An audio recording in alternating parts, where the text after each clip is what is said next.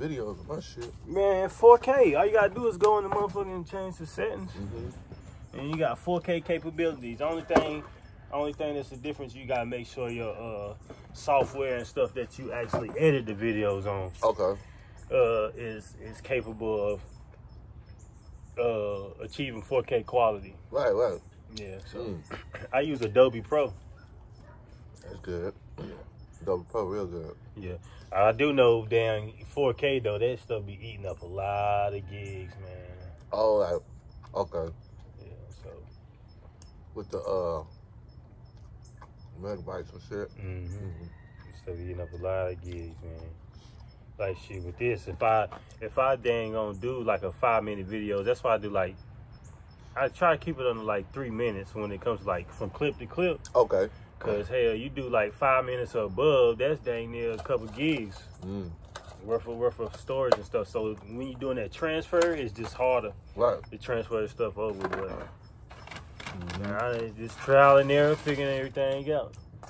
Not really thinking too much about it. It's just, man, for me, trial and error is the best way to learn everything. You know what I'm saying? You gotta fail, but fail forward. Got to. Motherfuckers be scared to fall. Right. They scared to take a loss, or they scared to not. They people go into shit. They think they gonna just make it the first time. Yeah, everything gonna pop as soon as you put it out. I like fucking up sometimes. Yeah. I like fucking up. I like getting burnt sometimes. Yeah. Cause that make you. You start from the scratch. You start from the ground up. Like clothes, anything. You know what I'm saying? You see how that worked first. You always revamp that shit. Always transition to shit to something else. It's always something more you can do next time. That's how I be like. I'd start something, like, all right, next time I'm gonna do this, next time I'm gonna do that. Yeah. And then you gotta, after you done went through all that shit, now you got a solid piece, you can just stamp it, you know what I'm saying? Yeah. Every time, man. Shit, you really learn from the mistakes, man. I tell people, man, you think everything, so it's just like homes out here. Some of the best homes, they don't look the same. They ain't built the same, so it's not cookie cutter. Everybody think like, oh man, they did this, and so they did this and this and this and this and that process in every step, and you try to follow that same step, you following what they did, so you don't actually get to learn yourself and who you are to be organic and true to yourself. That's the problem. People try to follow other people's blueprint, and they think it's gonna work the way they did. You have your own path and your own journey towards everything. You know what I'm saying? Yeah. People think you gonna make it like Rick Ross, so you ain't gonna go through some of the same shit, some of the trials and tribulations, but everybody got their own path. Right. Shit, I let people know, man, through being yourself, man, that's just the best part about it, man. When you find yourself and you find a difference, and I tell people this, so I can give another person every move that I made, give them the whole sauce and everything, and the shit still not add up for them. Whoa, and they be like, why is that? Because you're not me. Exactly. That's the factor, bro. Right. I ain't Hollywood Turk. You feel me? So shit you do, it ain't. If I try to do the exact same stuff, it ain't gonna work for me, man. You can't walk a mile in my shoes is the realest saying ever. Yeah, for sure, man. I can't walk a mile in your shoes. You can't walk a mile in my shoes. Yeah. Like, we got our own shit. You know what I'm saying? Like, that's down for real. Like, shit, the same shit I do might not work for you. In my case, if you do it, it's all about how you do it. And, like, that's how I learn shit.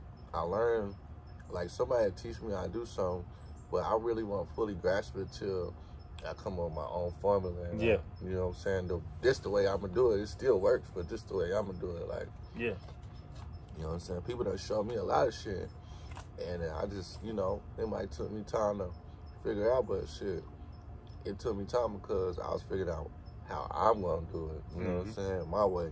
Exactly.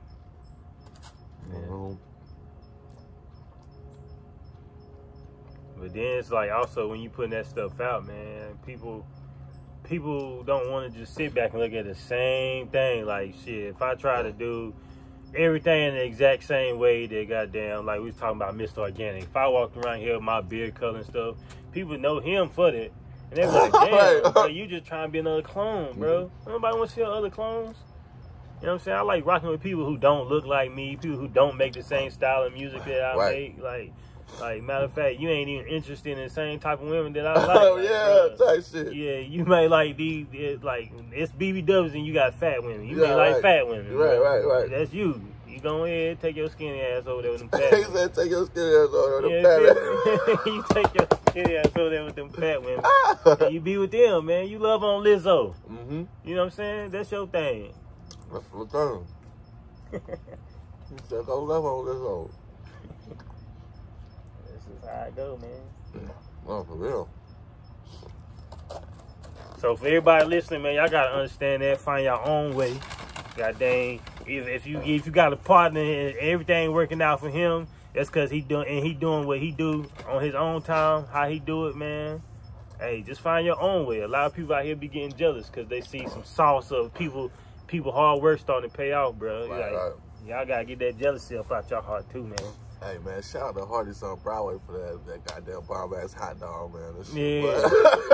Hey, that man got them onions on that hot dog too. Got them onions on there, you hear me? I smelled them before they came out the bag. Whew, still back a bit. Hey, onion breath. So man, look, we over here in Forest City, North Carolina. I don't know what specific area is this. Man, we on the motherfucking hill right now. This Hill Street, man, it all started right here on Hill Street. Yeah. You know what I'm saying? Jumped out the porch at 8 years old. I moved out here where I was born in Marion. And we moved to Lake Lure when I was 5. And then we moved out here to Forest City when I was 8. And I grew up here. You know what I'm saying? I grew up here.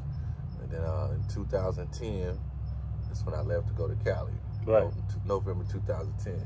You stayed in South Carolina for a little bit too, didn't you? Yeah. As a matter of fact, yeah. I remember that. I think that's the last time I seen you. I think you stayed in the same neighborhood my sister stayed in. Yeah. Matter of fact, yeah, I did. I was staying in South Carolina with my boy JoJo. Shout out my boy JoJo. I was staying in South Carolina, Greenville, out there with him.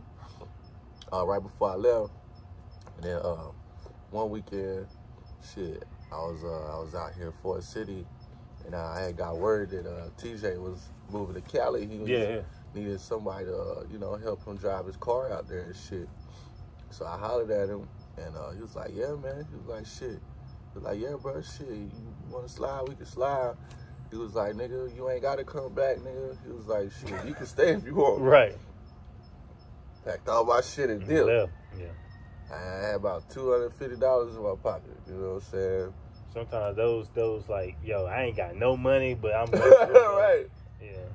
And I was getting a little unemployment from Walmart, so I was like, that was that little, you know, that little, I know I'm gonna have something. Something coming in when I leave. So I was like, that was more than enough for me to be like, fuck it, let's go. Right. $250 in my pocket. I know I'm gonna make my way out there when I get there, cause anywhere I go, shit, nigga, I'm gonna find something to make some money. I can live anywhere.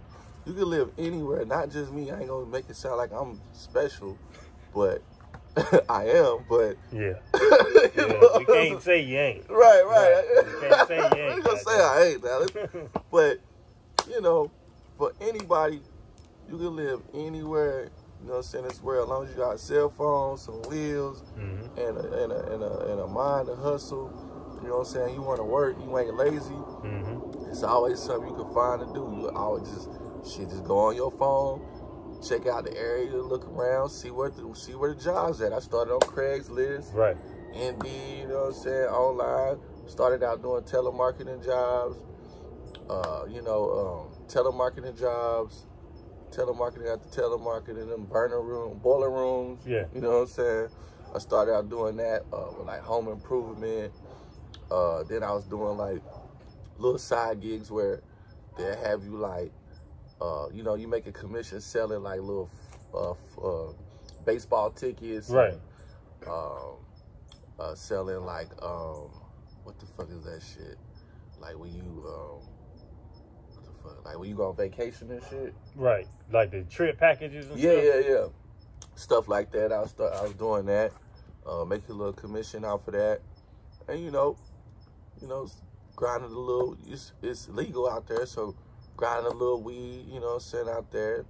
You know, to my neighbors and shit, that the people that I actually started getting to know. And, you know, I always been a hustler, so just finding little things that I could buy and sell to people around me to keep myself afloat. You know what I'm saying? Make it more convenient for them. And that's what it's all about. You buying stuff, you know what I'm saying, for the people around you to make it more convenient for them, stuff that they need, the services they need, who they gonna come to first. You know what I'm saying? They ain't gotta go nowhere if they need something. You know what I'm saying? So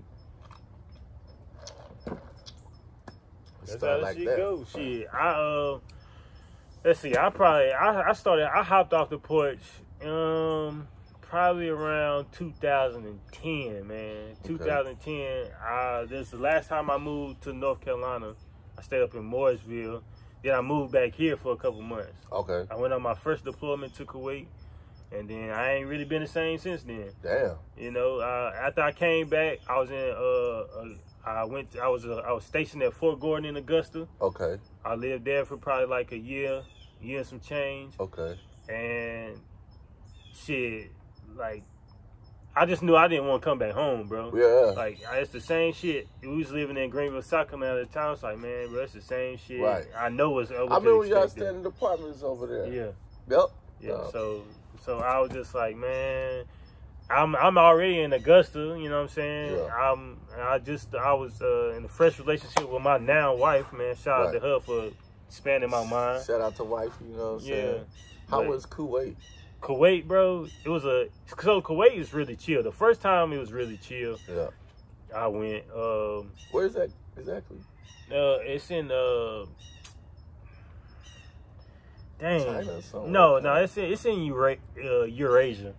It's in Eurasia. It's like you got Kuwait, and then like above it is like Iraq, but then you like come down, and then you have Dubai and stuff. It's all in that same little area. Yeah. Okay. Super area. but that first deployment, it was just chill, man. Really, it wasn't no hard deployment. I mean, I got out, I got to see some of Kuwait, you know what I'm saying? Right. So it opened my mind to different cultures, and I probably ain't been the same since then. That's what we all need, man. Open our minds to different cultures, see how different people live. Yeah, food, for real. Thoughts, religion. It shit opens your mind. Because you out there in Cali, bro, they say Florida's a melting pot, bro. They got all goddamn nationalities in Kuwait. I mean, in Cali. Yeah, we got all nationalities in Cali for sure. Florida, it's a melting pot as well, but I feel like Florida is a more melting pot for like Central America, like Cuba, more Puerto Rico, all that shit that way, Bahamas, Haiti, shit, all that shit, you know what I'm saying, down that way, you know, that more tropical shit. Cali is more like a melting pot for all the states. Everybody want to come over there from one side of the state to the next, you know what I'm saying?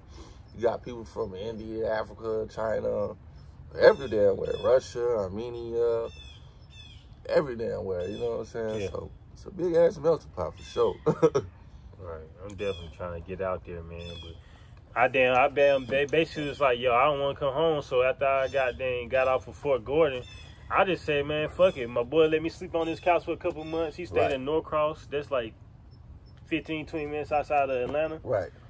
I said, fuck it. I went down there and ain't looked back since then. I started working little odds and ends jobs. I remember one day, bro, I worked 48 hours in a row. Damn. 48 hours in a row. I had some military money coming in, so that was another check. I knew it was coming. Right. Like, I started a job. I was at Home Depot working night shift on stock at first. And then I was working. I had to go into work that night, but then another job called me. They was paying more money and shit like that. So they called me. It's like, yo, can you come in the morning? I'm just like, damn, okay. So I got to go to Home Depot at night. As soon as I get off from Home Depot, went to the other job, worked another 12 hours. So I literally worked goddamn 2 days in a row. You worked 2 days straight? 2 days in the fucking row, bro. And then we did go back and sleep on my boy couch. Little beast. Bro, it's just when you get hungry and you just like, bro, fuck it, bro. You ain't got no choice but to make it. You know? Hey, you right about that. Let me grab my iPad.